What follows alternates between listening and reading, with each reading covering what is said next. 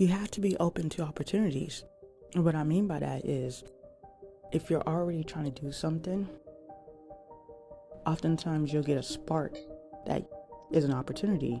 So, for example, if you're someone that's struggling to do fitness or get into shape, and you're trying to take steps to get in shape, like you're walking and everything, but it's still hard, and suddenly you see online that your favorite person or role model is getting in shape, that spark alone can be just enough to get you motivated to get in shape or to actually get into shape. Whereas if you want to get in shape but you've already given up and you already dismissed it, that spark won't hit the same. For example, you can see the same person get in shape, but this time, instead of saying, oh wow, I want to join this journey with them, now you're saying like, well, that's good for them, and you could be cynical about it. So when someone says be ready for opportunities, it means you have to be open to the idea of things, have an open mind, already start doing things, and you'll see these opportunities, aka sparks, come along. And these things will be the opportunities to help you get on track. Sometimes opportunities are the small things. They're not always the home runs that people speak of, the job interviews, the things that we often dream of. Instead, they're often the little things that are unseen and unspoken. And so when we think of opportunities, it's best to try to remember that these opportunities are going to be the sparks, that these opportunities are the stepping stones to the dream that we have, whether that's our fitness, our finances, our careers, our love life, our relationships.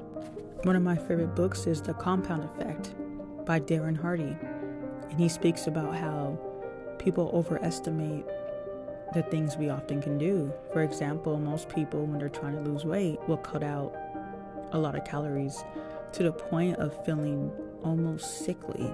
They'll cut out as much as they can to get to that magical number of 1,200 calories a day, when really just cutting back 300 calories a day would do enough. But because most people want instant gratification, they will cut out more. But really the opportunities are when you find that you can cut back 300 calories at lunch on your work break by just skipping that donut. And that's all you have to do. You don't have to do too much. You don't have to change your routine or your habits as much as you think you do. And it's the small ones, right? The small opportunities that we have to be open-minded about, not the home runs. When we look for home runs, we often overlook the opportunities that come our way, that stare us right in the face every day. So the thing about opportunities is that sometimes it's just closing our eyes, slowing down our heartbeat, and just opening our minds to what's already there. Whether it's cutting down on something, cutting out something, removing something, adding something. Oftentimes we don't have to change everything. We don't have to make this big leap. And sometimes we do. But from experience, I've found that it's the small stepping stones of opportunities that make up the big difference. Some people hit home runs, but not everyone.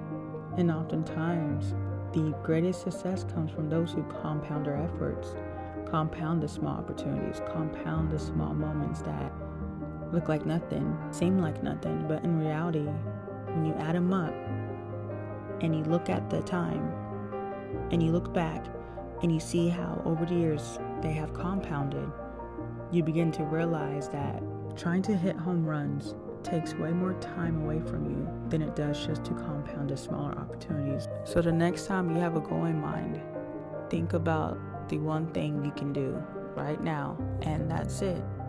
What is the opportunity staring at you in the face right now that will help you meet the goal that you want, that will help you reach your goal faster? Keep an open mind. Understand that opportunities are there. We just have to understand that they might not look like the ones we have in our head, because oftentimes the one that we have in our head is more grander than the one that's set in reality, the one that will actually get us to where we want to go.